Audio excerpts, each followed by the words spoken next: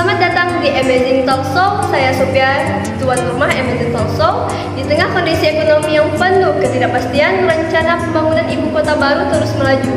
Mega proyek ambisius sekaligus bersejarah dan akan berdampak sangat panjang. Seperti apa kondisi yang sebenarnya di titik nol ibu kota? Yang baru, siapa saja yang diuntungkan dari rencana pemindahan ibu kota? Inilah Amazing Talk Show yang secara eksklusif mengundang beberapa pembicara untuk membahas perpindahan ibu kota baru. Bismillahirrahmanirrahim. Assalamualaikum warahmatullahi wabarakatuh. Bersama saya Sophia di Amazing Talk Show Pancasila dengan tema tentang perpindahan ibu kota. Di sini saya sudah bersama para narasumber yang akan saya perkenalkan satu-satu. Yang di ujung Bapak Lupianto. Terima kasih ya. Yang di sini sebelah kanan saya Ibu Dela. Di sebelah kiri saya Ibu Kurnia dan di sebelah Ibu Kurnia ada Ibu Aisyah. Masing-masing narasumber berasal dari Ibu Dela sebagai pengusaha muda, Bapak Lupianto sebagai tokoh politik, dan Ibu Kurnia sebagai pengamat ekonomi, dan Ibu Aisyah sebagai pengamat Pancasila. Baiklah, kita akan mendengarkan penjelasan dari para narasumber. Yang pertama yaitu, menurut pendapat Bapak Lupianto, bagaimana kan secara tokoh politik itu pasti pandangannya itu jauh. Bagaimana tentang isu-isu yang tentang perpindahan ibu kota ke Kalimantan Timur? Baik, sebelumnya saya mohon maaf kepada Ibu Sophia yang telah meluangkan waktunya saya untuk berbicara. Sebelumnya kita lihat dulu dampak negatifnya dan positifnya ibu kota ini. Sedangkan ibu kota yang sebenarnya itu tetapnya ada di Jakarta. Kalau misalnya kalau dipindahkan ke Kalteng di Kalimantan Timur, ini otomatis hutan-hutan yang ada di Indonesia ini akan ditebang. Jadi menurut saya itu dampak negatifnya sangat banyak. Selain itu mengakibatkan banjir itu seakan-akan itu tetap ada. Soal apa? Karena pembangunan hutan itu secara liar itu akan pasti dilakukan. Jadi begini. Dan di sini kita pikir dulu, Indonesia ini juga terlalu banyak hutan pada negara lain. Sampai-sampai waktu itu yang saya baca di media sosial, itu Presiden Cina itu mengancam ini. Saya akan mengambil pulau Indonesia ini sebagai jaminan. Macam itu. Maka dari itu kita jangan semena-mena atau seakan-akan kita sebagai pemimpin asal melemparkan atau memindahkan asal usul, tapi tidak melihat risikonya yang ada. Makanya di sini kita harus lihat dampak negatifnya. Kita lihat apakah lebih banyak dampak negatifnya atau positifnya.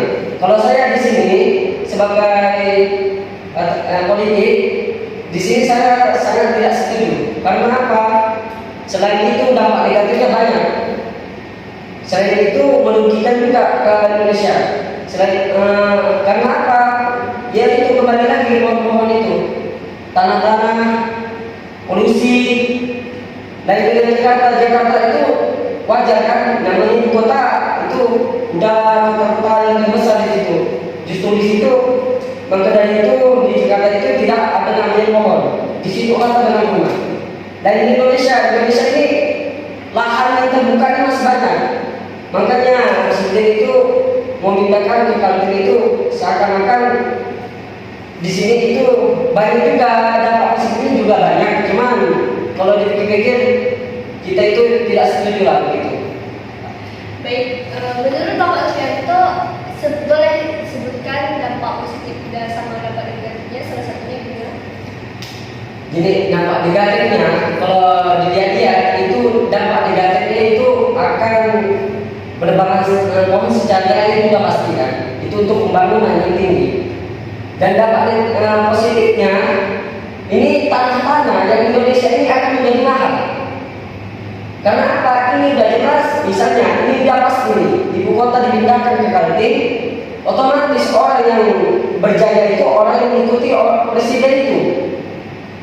Jelas-jelas tanah itu akan makin bertambah tahun-tahun itu semakin mahal. Yaitu dampak positifnya dan negatifnya. Baiklah, saya akan menanyakan kepada Ibu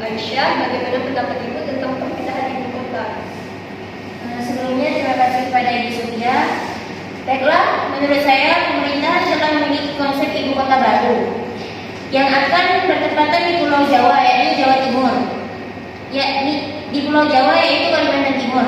Nah, dalam pembangunan ini kita memiliki konsep desain, yaitu Kota Pancasila sebagai desain kami. Namun ini baru konsep, belum dapat diresmikan pemindahannya, sebab harus melalui pembahasan dan persetujuan parlemen terlebih dahulu. Dan keputusan baru pindah setelah disetujui oleh seluruh rakyat. Dan juga di ibu kota baru ini akan membangun momentum Pancasila. Momentum Pancasila ini akan dibangun di tengah lapangan ibu kota. Momentum ini dapat dibangun sebagai simbol identitas negara. Sehingga nantinya dengan adanya momentum Pancasila ini dapat menghimpun keberagaman sesuai Bhinneka Tunggal Ika dan memperkuat negara kesatuan Republik Indonesia. Nah, kita cermati rencana pemindahan ibu kota Republik Indonesia ini sebagai bentuk pengalaman sila kelima, yang mana sila kelima itu berbunyi keadilan sosial bagi seluruh rakyat Indonesia. Sehingga dengan adanya pemindahan ibu kota ini dari Jakarta ke Kalimantan diharapkan akan menjadi peratan ekonomi dan membangun infrastruktur di Kalimantan. Mungkin hanya itu. Baiklah, selanjutnya kita. Menurut saya, wacana perpindahan ibu kota ini tidak diperlukan. Memindahkan ibu kota itu merupakan kebijakan yang mengajak atau sia-sia, apalagi dengan alasan ingin meratakan perekonomian dan pembangunan. Nah, itu tidak perlu dilakukan sampai memindahkan ibu kota. Pemerintah harus mempertimbangkan pemindahan ibu kota ke luar Pulau Jawa dengan tugas pembangunan yang belum selesai di Jakarta. Upaya yang bisa dilakukan pemerintah untuk pembangunan dan perekonomian dengan cara mengalirkan uang pembangunan ibu kota ke seluruh daerah. Selain itu, pemerintah perlu melaksanakan pembangunan di daerah sesuai dengan potensi dan kebutuhan masing-masing daerah. Apalagi sekarang kan lagi pandemi. Nah, pasti banyak kebutuhan lain dan masih banyak urusan-urusan lain yang lebih penting diurus selain pemindahan ibu kota ini. Nah, pemerintah juga masih perlu pembangunan infrastruktur yang sebesar 571 triliun untuk Jabodetabek dalam 10 tahun ke depan untuk menanggulangi banjir dan pengendaliannya.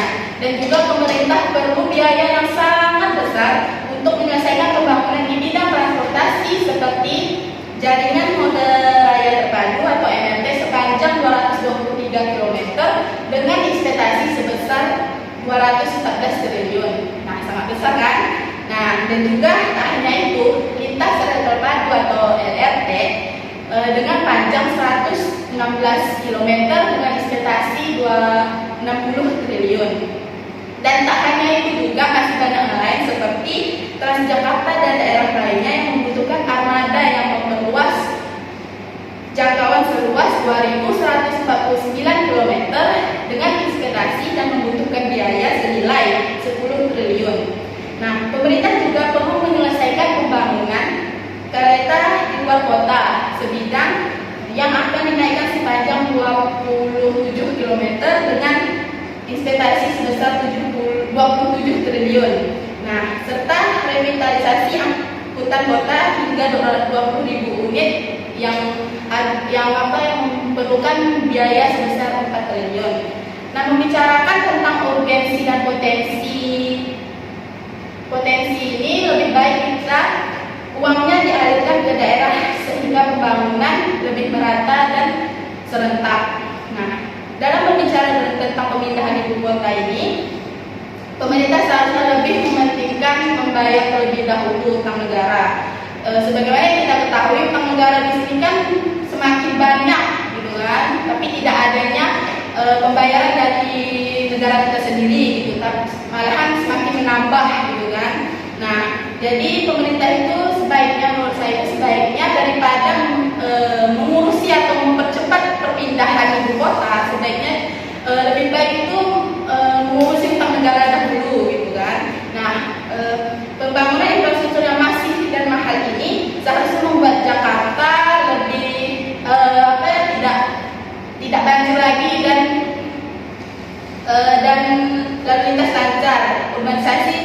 didistribusi secara merata pada 2030. Jika semua yakin akan hal itu, menurut saya Jakarta masih layak dipertahankan sebagai ibu kota dan tidak harus dipindahkan ke Kalimantan Timur. Nah, itulah yang saya bisa sampaikan. Saya kembalikan lagi kepada pembawa acara. Baik, terima kasih kepada ibunya. Selanjutnya kita akan mendengar pendapat dari Ibu Dela tentang perpindahan ibu kota. Bagaimana menurut Ibu tentang perpindahan ibu kota? Jadi saya menyampaikan bagaimana pendapat saya tentang perpindahan ibu kota ke Kota Baru. Sini saya setuju bahwasannya perpindahan ibu kota ke Kota Baru itu saya setuju dikarenakan peluang bisnis ibu kota ke tempat yang baru itu sangat menjanjikan dikarenakan sekitar 1,5 juta masyarakat harus tinggal di sekitar tanah yang luas itu sekitar 40 hektar dan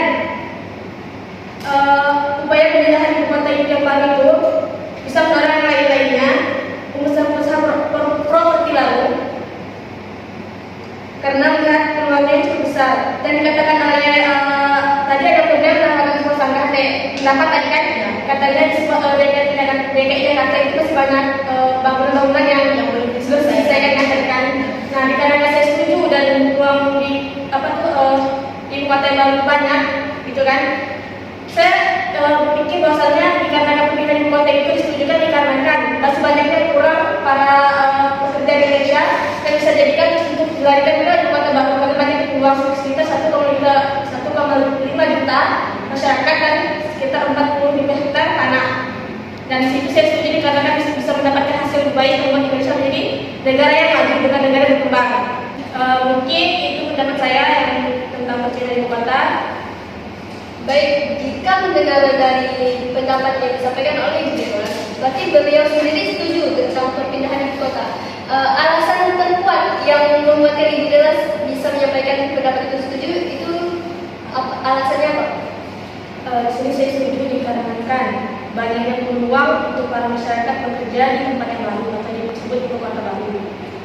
Dan karena tadi saya masih memasangkan dari tadi ya pendapatnya Mulia tadi ya karena DKI Jakarta yang baru belum selesai dikarenakan banyaknya dikarenakan apa?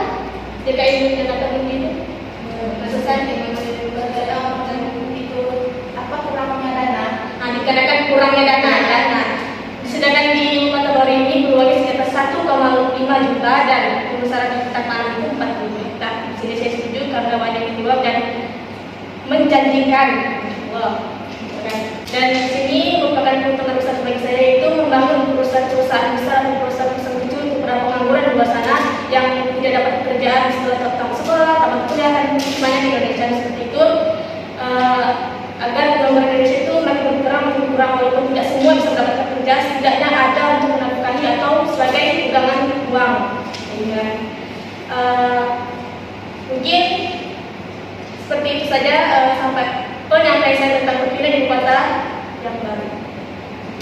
Baik, terima kasih kepada narasumber yang telah menyampaikan pendapatnya. Jadi kesimpulannya, menurut sebagian para narasumber, sependapat tidak perlu jika